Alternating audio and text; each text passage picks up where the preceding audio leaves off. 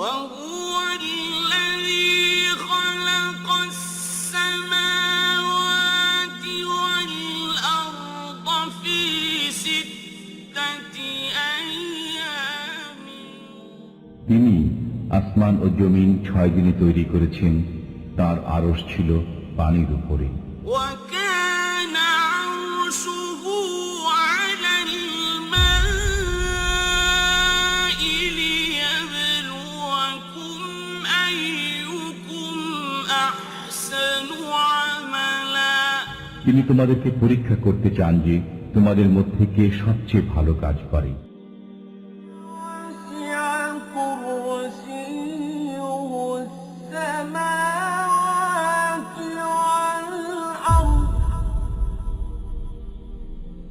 وسع كرسيه السماوات والأرض. First of all, I told you when he said له ما في السماوات وما في الأرض, he owns whatever is in the skies and the earth, what was inside the skies and the earth. Now he's establishing his ownership of what is on the outside. And in doing so, he uses the word kursi, which can literally be translated chair, but we don't really know what that Allah means by that. I'll give you some linguistics in a second. Now he's talking about authority. His throne extends. His seat extends over the skies and the earth. The entire expansive universe that seems so infinite and so overwhelming to scientists today. Man, these people talk about the universe like they're talking about God himself. It's so amazing. I'm so in awe of it. It just keeps going. It's so expansive. It makes me feel so humble and so little, etc., etc. Like they literally have spiritual moments when they talk about the universe and how big, how huge the universe is. Now put this in perspective. Wasi'a. Translated, it withheld. His throne withheld the skies and the earth. Not withholds, but withheld. It's the past tense, not the present tense. Makes a huge difference. If the present tense was used, Allah would be saying, this kursi of his can hold the skies and the earth, but we're not sure if it does. The past tense does not exhaust maximum capacity. His kursi, the kids imagine like there's a chair, and then the skies and the earth are like this ball stuffed under the chair, it's busting out of the seams on the side, it barely fitted. No, Allah contains the skies and the earth under his kursi, and much more. There is room for much more. It didn't exhaust maximum capacity. The word kursi in Old Arabic was used for the foundation on which something else is built. And so, it's actually the foundation on which things are put together. Isna' li hadha al-jidar kursiyan. Build a kursi for this wall, means build a foundation for this wall. Put a foundation down for this wall. Wasi'a kursiyu, the point that all of this poetry and everything else is getting at is, kursi is something everything else depends on. The foundation is what the building depends on. His kursi is what this entire universe depends on. And that dependency extends. Like the dependency of the skies and the earth is entirely covered on the kursi. They can rely on the throne of Allah, the kursi of Allah. Now, there are 2 degrees. The English language is kind of limited. You can say kursi is throne, chair, but our foundation. But there are 2 things. There's kursi and there's arsh. There's the kursi of Allah and there's the arsh of Allah. The arsh is much bigger than the kursi. The arsh is separate from the kursi, it's much bigger. When I got older, I heard scientists had found evidence of the Big Bang. According to that theory, the entire universe burst out of a single point in an instant of fiery creation. And now that science knows so much about our cosmic origins, what place is there for religious belief in the beginning? I want to know about the Islamic story of creation. So I'm going to Cairo. Islam has deep roots in science. Muslim astronomers were charting the heavens soon after the time of Muhammad. Speak to me about the Islamic concept of creation. In Islam, the beginning of the story starts with this massive cloud of smoke, from which the heaven and earth are pulled from inside the smoke. and then the earth after that gets formed into what it looks like before the beings are created. Interestingly, that is very cosmic. Right. In Islam, the moment of creation exists alongside the scientific view of Earth's formation.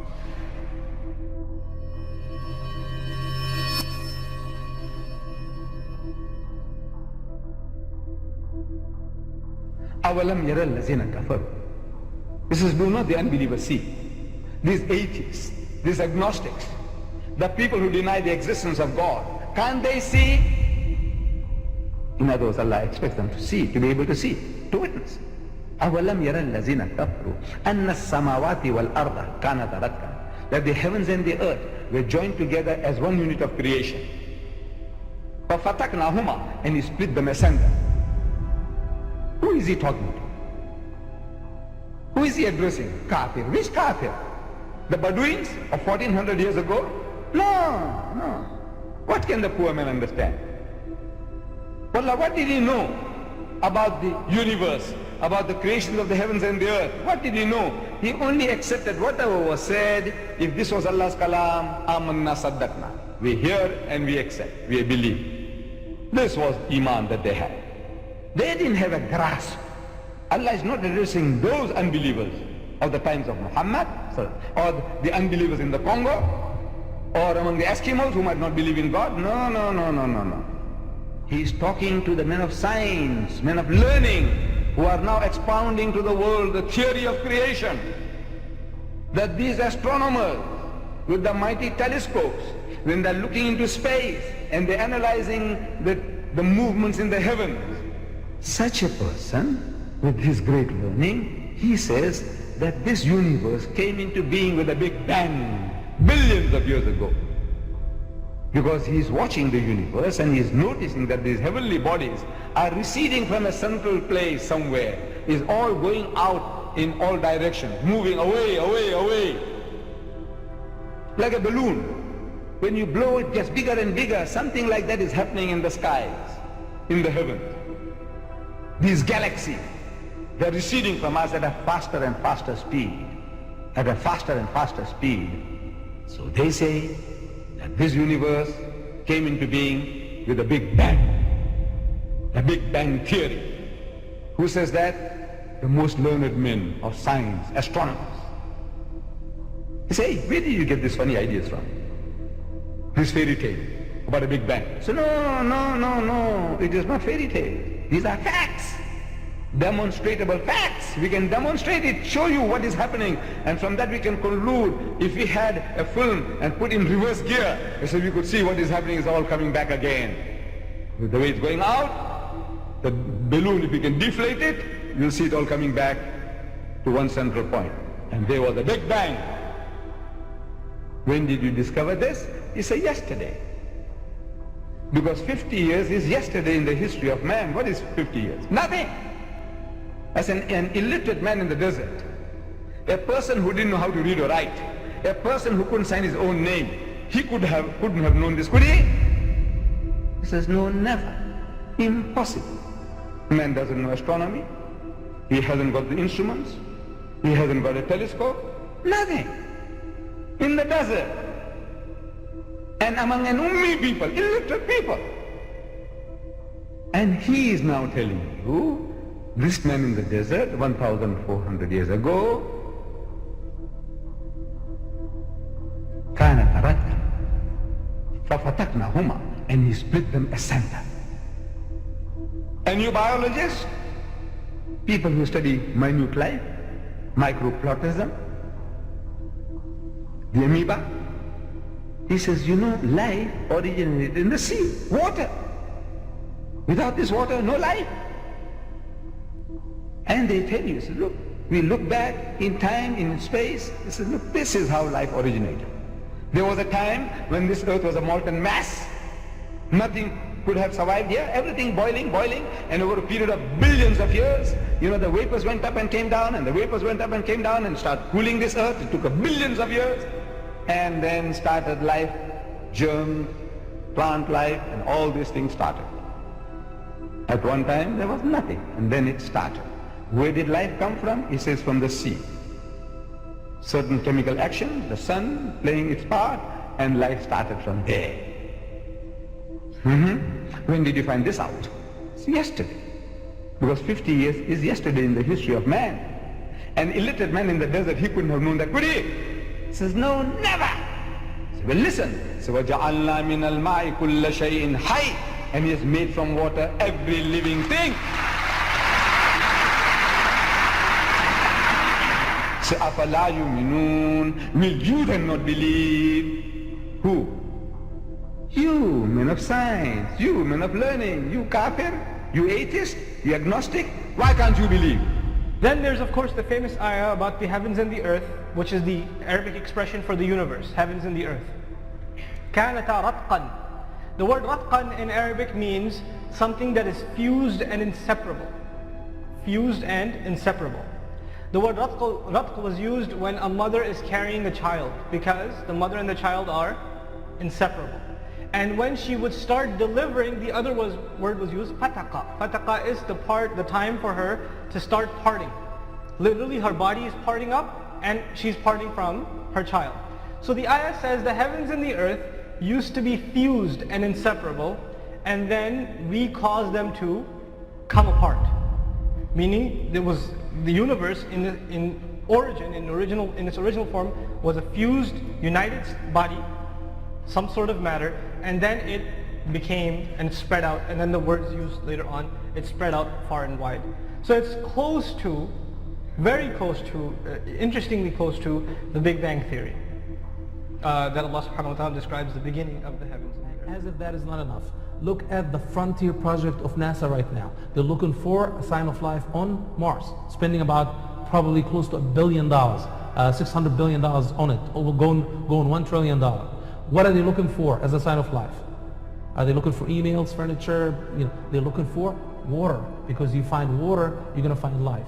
The same verse in Surah Al-Anbiya, chapter 21, that told us how the universe started, is telling us what is the source of life in the universe. The continuation of it, and out of water we have created every living thing. How would Prophet Muhammad ﷺ know that? And as if that is not enough, you go to Surah Fussilat, chapter 41. The scientists would tell you that massive explosion, the stars and the planets did not come out like that. It was in the condition of smoke, huge light years areas of smoke, and then it got so intense inside it that the stars are born and the planets are born. ثُمَّ اسْتَوَى إِلَى السَّمَاءِ وَهِيَ دُخَانٌ. And then Allah subhanahu wa ta'ala settled to the heavens when it was in a condition of smoke, and said to it and to earth, come. They said, we come willingly. How would anyone imagine that the hills and the camels and the planet were smoke? But if it is the creator of heavens and earth, then, and that is being revealed to Prophet Muhammad ﷺ, then you know it. And then the third phase, just recently, scientists discovered that Big Bang is still happening. That explosion, the edges of the universe are still echoing and expanding at the edges of the universe. In Surah Al-Dhariyat, chapter 51, Allah subhanahu wa ta'ala says, وَالسَّمَاءَ بَنَيْنَاهَا بِأَيْدٍ وَإِنَّا لَمُوسِعُونَ. And the skies, the heavens, we have created with our own powers, and we are expanding them. This is the Creator talking. Creator 1400 years ago in the Quran. And then subhanAllah, the Quran is Surah 51 verse 47. وَالسَّمَاءَ بَنَيْنَاهَا بِأَيْدٍ وَإِنَّا لَمُوسِعُونَ. As for the sky or the heavens, we have created it, we have built it, and we are expanding it.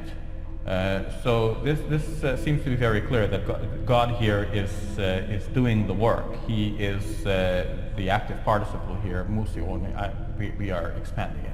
In fact, I may add here, if you allow me, that some of the classical commentators were puzzled by the verse, and they said, well, it just means that it is large, or that God is filling it with more provisions, because they couldn't conceive like the universe is expanding fast as it is already.